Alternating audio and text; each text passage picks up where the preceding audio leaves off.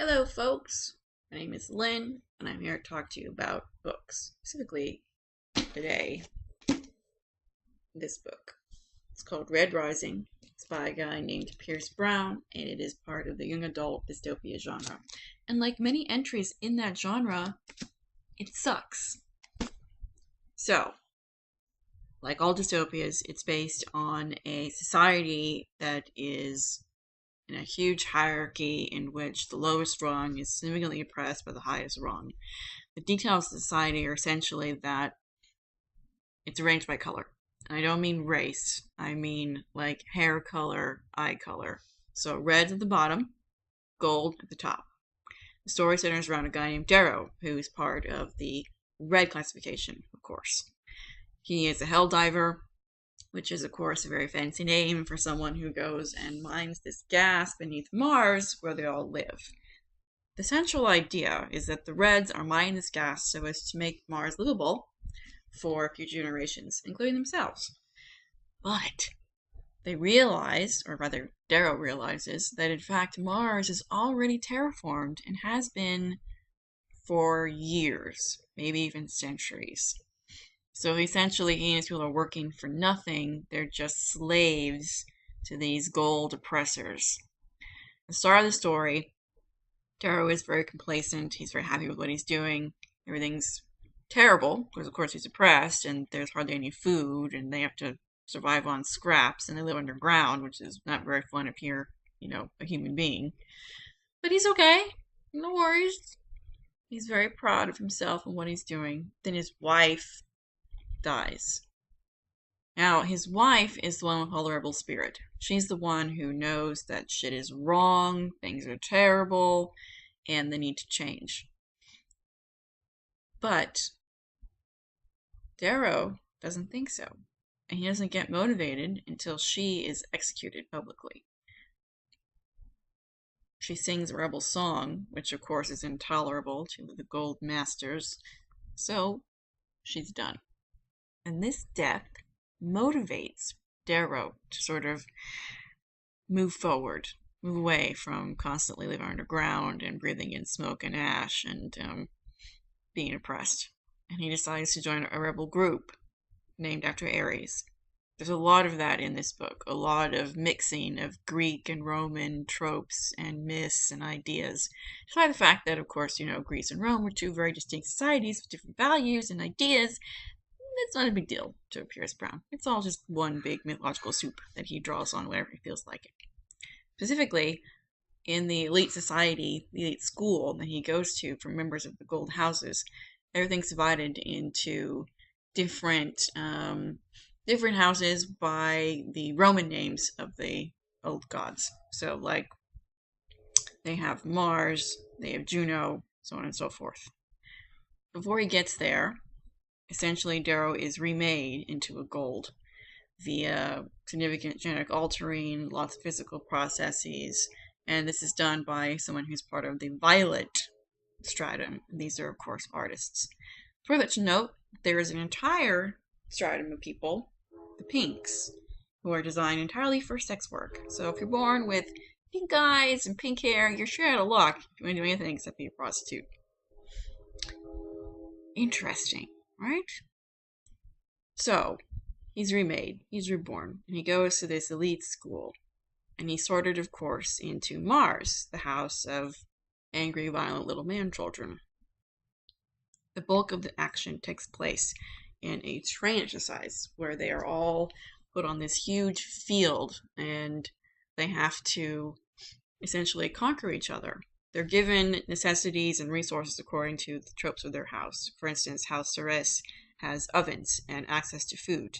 Mars is given nothing but a sort of run-down, mildewy castle because they're meant to be, scrappy, violent survivors.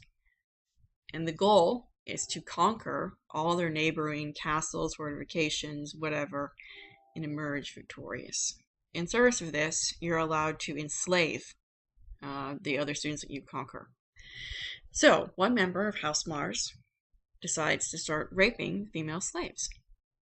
Darrow doesn't like this, of course.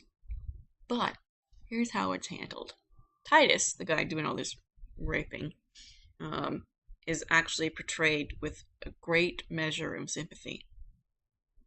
He uses the kind of slang that Darrow has trained himself not to use, and Darrow finds out that Titus is in fact a kind of reconstructed Gold, the same as he is. And his story is sort of framed as tragic and sad and sympathetic.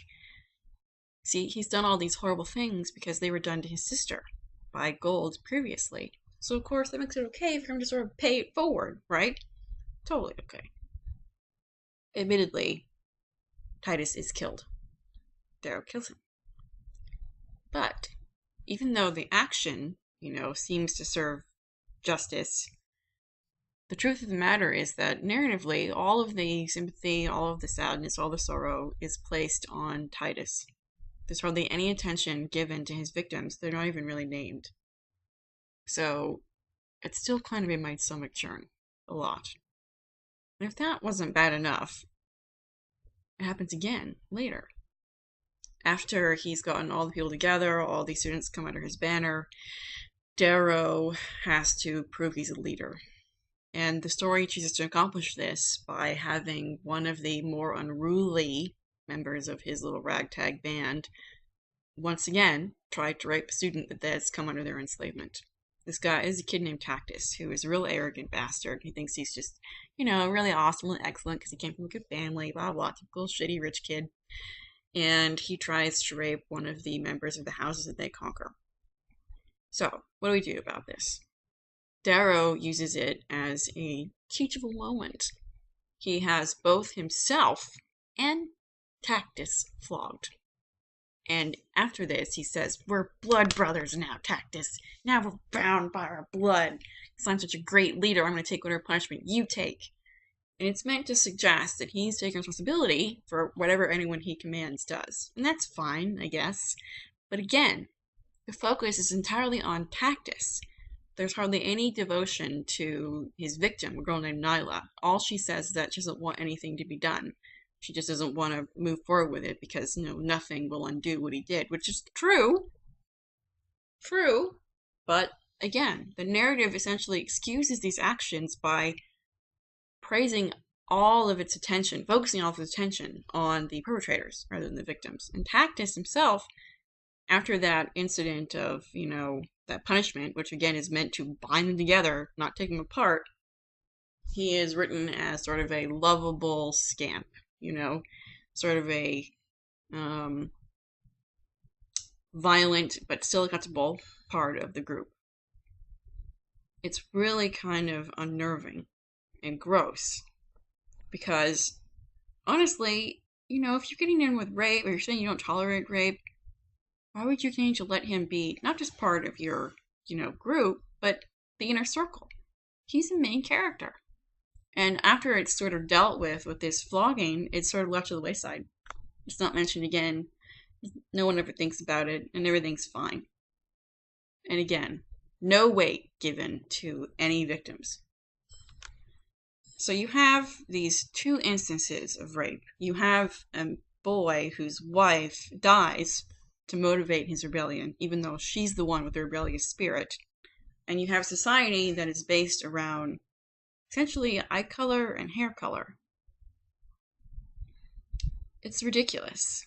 And it suffers from all the sorts of problems that a lot of young adult stories do. There's hardly anyone who's not either white or coded as white.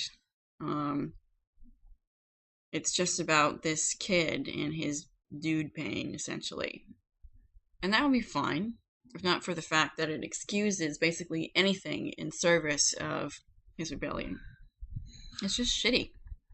The writing is sort of kind of bland, Hunger Games style, very short declarative sentences meant to imply drama and impact, but in reality, you're just kind of plotting and boring. The characters don't have a lot of depth. Even Darrow is sort of very thinly realized because he didn't have any motivation prior to Io dying, Io being his wife. He was just kind of content to move along and think that everything was fine. So I don't understand why he's the one who has to press forward and lead this rebellion and be this big strong guy when it was his wife who had all of the spirit. And the narrative says as much. It's just, again, a frustrating situation, and it made it frustrating to read because Darrow kind of just reflects back whatever he needs to do.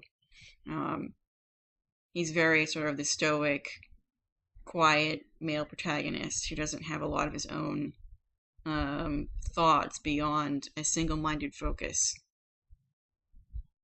And the way that he sort of claims morality while at the same time essentially excusing, sympathizing with all these rapists in his midst is very unsettling. But beyond that, it's just not well written. It's being hailed as the next great young adult trilogy, like all of them are. And I'm wondering if he's gonna, solve these problems, look at it more closely, but probably not. Probably not. Not recommended.